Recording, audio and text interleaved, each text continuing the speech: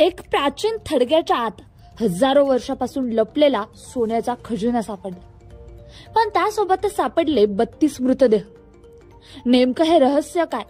कोण होता तो राजा ज्याच्या मृत्यूनंतर एवढ्यांचा बळी देण्यात आला? नेमकं काय आहे या विलक्षण शोधाचं महत्व? चला जाणून घेऊया.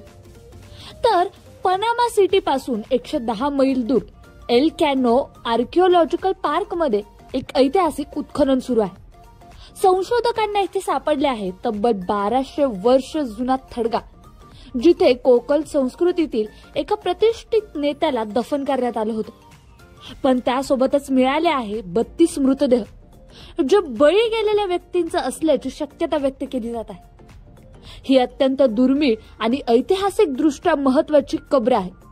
या ठिकाणी सापडलेल्या सोन्याच्या वस्तू आणि दुर्मिळ अवशेषामुळे या संस्कृतीबद्दल अधिक माहिती मिळते. तर या संशोधनानुसार या नेत्याच्या मृत्यूनंतर त्याला संपन्न जीवन मिळावे म्हणून काही विधी केलेले असावे. या कबरीत सापडलेल्या वस्तूंची यादी आणखीनच रोमांचक आहे. सोन्याचे झुमके, मगरीचे अवशेष, कुत्र्याच्या दातांनी बनवलेले स्कट आणि हाडांपासून तयार केलेल्या बासऱ्या. याचा अर्थ या संस्कृतीत कला, संगीत आणि समारंभांना विशेष महत्व होतं. 2008 पासून येथे सुरू असलेल्या उत्खननात दरवेळी नवनवीन रहस्य उलगडत गेले.